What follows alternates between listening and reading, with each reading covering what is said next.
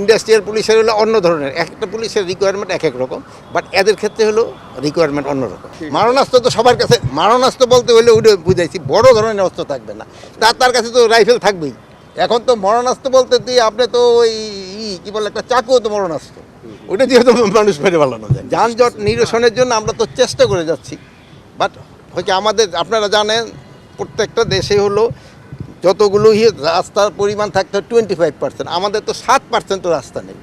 এই জন্য তো এই গাড়ি ঘোড়া কিন্তু দিন দিন বাড়তেছে, এই জন্য এই সমস্যা থাকতেছে। বাট এটা আমরা সর্বাত্মক চেষ্টা করতেছি, আমাদের পুলিশ বাহিনী তো সর্বাত্মক চেষ্টা করে, তারপরে যতটা উন্নতি করা যায়। আমি বলবো যে এইবার আপনি দেখেন ঈদে আপনারা কোনো একটা খারাপ রিপোর্ট কিন্তু করতে পারেননি, আল্লাহ দিলে সব কিন্তু ভালোভাবে করছে।